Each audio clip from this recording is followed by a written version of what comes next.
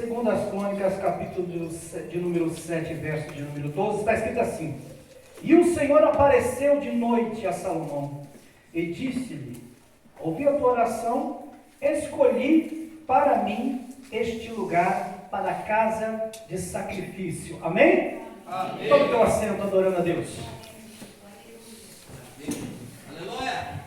Amados, é curioso, porque agora à tarde eu estava ali escutando Deus, querendo falar: Deus, que palavra a gente vai pregar? Porque é bom quando a gente vai pregar para quem não é crente, porque uma palavra simples, ela tem um objetivo, porque aquela pessoa não tem um conhecimento. Mas quando se fala de crentes, pregar para uma igreja, para alguém que entende, para alguém que já sabe, conhece essa escritura, ela é um pouco mais difícil. Por quê? Porque você vai ter que trabalhar um pouco o seu diálogo do que você vai trazer, daquilo que você vai se expressar da parte de Deus para as pessoas, principalmente para quem já entende. Aleluia. Então Deus falou para ele: Senhor, o que vou pregar com a igreja tão conhecedora como é? Conhecendo o pastor Vanderlei, conhecendo o nosso pastor aqui, né? Que dão um ensino aqui, como eu também dou ensino, e a gente conhece, sabe? É verdade. Então é difícil pregar para quem conhece, muito mais fácil pregar para quem não conhece, porque não se dá tanto desgaste. Aleluia. E aí Deus pegou, eu estava ali, quieto ali, sabe, com a Bíblia fechada. E fiquei: Senhor, o que pregar para o teu povo, Senhor? O que pregar para o teu povo? Aí o Espírito Santo veio assim e disse: 2 Crônicas, capítulo 7, verso 12. Aí peguei, fui lá e fui abrir. Mas eu lembro que no 7,14 fala: se o meu povo que se chama pelo meu nome se humilhar e orar e buscar a minha face, eu ouvirei então do céu e sararei a sua terra. Aleluia. Interessante que todo mundo já decorou esse versículo, mas no versículo 12 é diferente o diálogo de Deus com Salomão. E aí eu peguei, fui li, e quando eu li, Deus pegou e falou assim para mim assim: casa de sacrifício. Casa de sacrifício. Aleluia. Cutuca o teu irmão do lado e disse aí: vamos para a casa de sacrifício? Eu escutei o pastor aqui falei: Senhor, eu cheguei na tua casa, vim com o propósito de pregar a tua palavra. Aleluia, verdade. Mas eu preciso, Senhor, que o Senhor me dê confirmação. Eu não duvido que o Senhor falou comigo na minha casa, mas eu tenho confirmação aqui dentro da tua igreja, que é isso que o Senhor quer falar para a tua igreja. Aleluia. Para que eu não venha falar coisa minha, mas que o Senhor quer falar.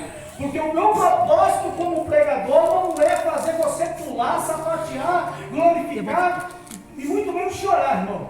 O que eu quero, que o meu sentimento como pregador é ser usado na mão de Deus como um canal, como uma resposta, para que haja efeito daquilo que eu vou falar da parte de Deus, para que os teus problemas venham ter soluções e respostas no dia de amanhã. Porque nós estamos acostumados a ouvir muita gritaria, muita pregação, muito emocionalismo, e nós pulamos, sapateamos e saímos, o problema continua. Outro dia está até pior. Avivamento não se é dessa forma. O avivamento de Deus pelo poder da palavra é o avivamento que cai aqui e lá fora está se resolvendo. Sai de lá de fora, entra aqui e tem testemunho. Saiu daqui para fora, tem resposta. Então esse é o propósito desse pregador que estávamos falando aqui. Então quando eu vi o pastor falando sobre irmãos, você é livre, vamos adorar, vamos prestar um culto, vamos exaltar o nome do nosso Deus. Toda a preocupação de um líder é achar uma igreja alegre e que ela glorifique e exalte a Deus. Aleluia. Porque a coisa mais triste, presta atenção nisso, a coisa mais triste é você sair daqui para um cemitério. Chega lá no cemitério, irmão, e fica caladinho para você ver.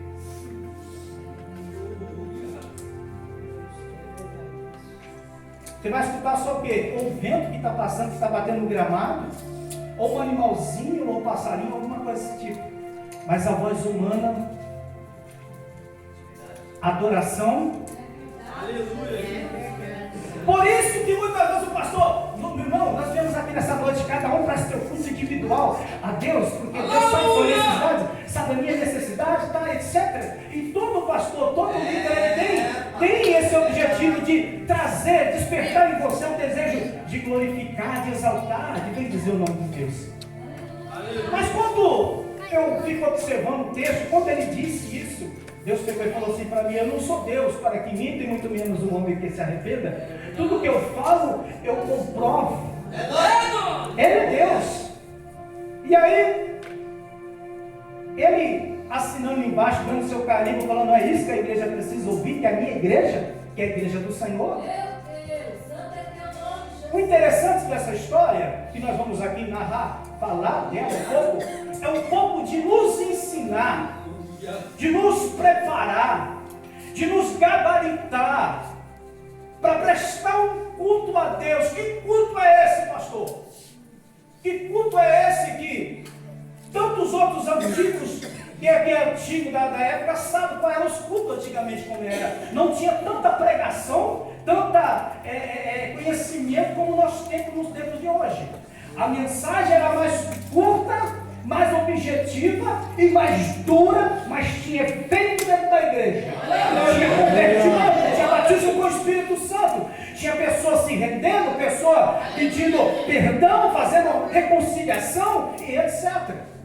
Mas nós estamos vivendo um tempo que nós temos que buscar muito mais o conhecimento, para esbanjar um pouco mais de conhecimento, para ver se consegue, pelo poder da palavra, convencer que daquela forma, daquela maneira, daquela conduta, aquela pessoa, da forma que ela está lidando, ela não vai conseguir sentir a presença de Deus da maneira que ela está pensando, não é do jeito dela. Então, nos últimos tempos, o Espírito Santo, um dia no monte, me visitou lá no monte e disse assim para mim: a minha igreja, escuta isso, irmãos, espero que aqui não esteja. A minha igreja, ela não está precisando de tanta letra nesse tempo, como a minha presença com eficácia dentro dela poderosamente. Aí Deus falava para mim, eu virei para o presbítero que veio domingo passado comigo e falei: escuta o que Deus está falando. E Deus começou a falar comigo em línguas estranhas, estava entendendo o que Deus estava falando, e Deus falava para mim: a minha igreja está inchada, a minha igreja perdeu o centro da adoração, a minha igreja hoje tem deixado adoração para adorar homens. Pastor, como é isso? Vou te falar por quê, irmão. Louvor que não menciona o nome do Senhor não é louvor. Esse negócio de louvor que canta Deus cantando para o ser humano, isso não é louvor. Para a criatura não é de Deus.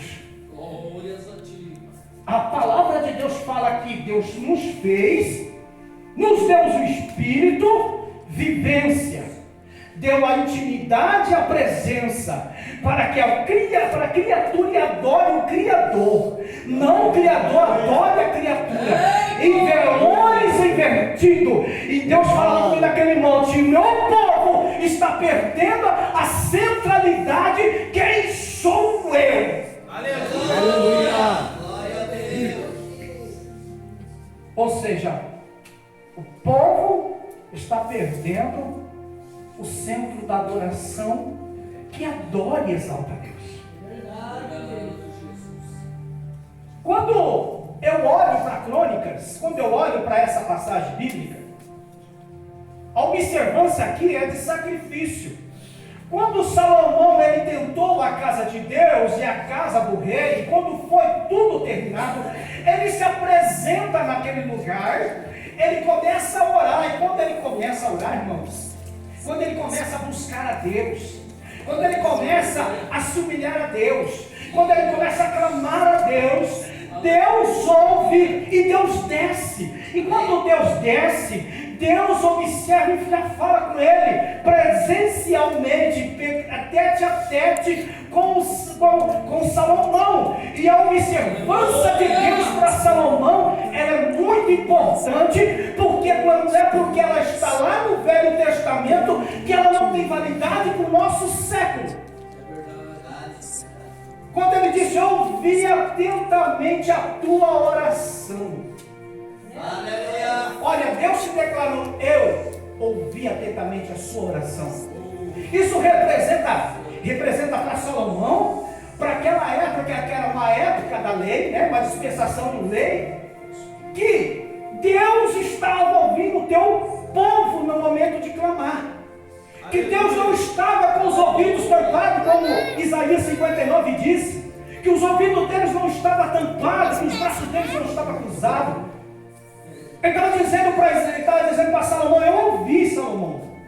E com certeza ele deve ter dito, e não só hoje, como sempre tenho visto, mas agora é diferente, porque eu desci agora para te responder aquela oração que você tem, faz tempo que você está orando para mim, que faz tempo que você está orando pela casa do rei, faz tempo que você está orando por santo, altar santo, santo, o lugar santo, santíssimo, sabe? Então, Salomão, hoje eu vim aqui para te responder, hoje eu vim aqui para falar contigo, para ter uma intimidade contigo. Sei, Salomão, sabe? E quando Deus está nesse ambiente, a intenção dele não é outra, a se não chegar aqui e escutar o teu clamor, a sua oração, o seu pedido de socorro, porque ele quer se manifestar, ele quer responder, ele quer te achar aqui no meio de um culto desse como esse. O tempo pode estar difícil, a situação pode estar difícil, o frio está batendo aí, prova para tudo quanto é lado, mas se você não cessar o clamor, Deus vai descer com a palavra, com a presença, e vai dizer, meu servo, minha serva, eu estou aqui te escutando.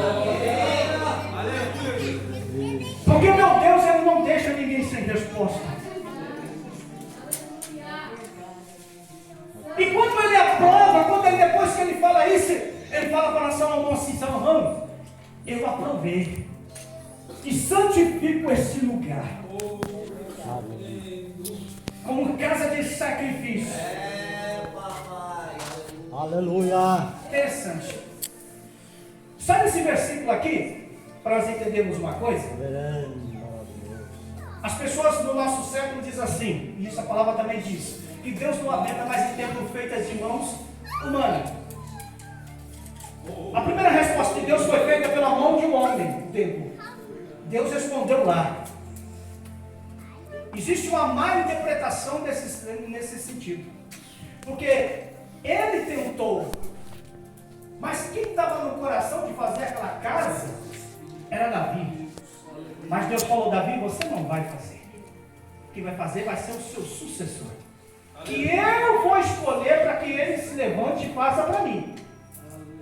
Observe uma coisa, irmãos, que do tempo de Davi para chegar a Salomão, quando Salomão ele ouve a instrução de Deus, que ele põe em prática, observa-se uma coisa, observa que foi uma mão, foi uma direção, foi uma ordem de um rei para levantar aquele templo por mãos humanas. E quando o templo está pronto, Deus aprova o templo.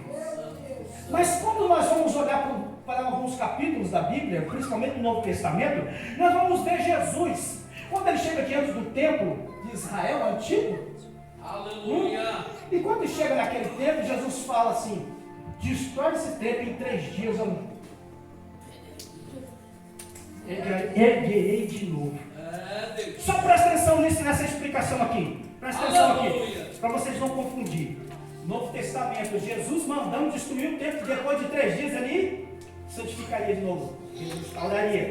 E aqui nós temos o templo de Salomão, aprovado por Deus, feita por mãos humanas, mas Deus falou que estariam os seus ouvidos e os seus olhos atentos, e os seus ouvidos ouvindo, e atento a todo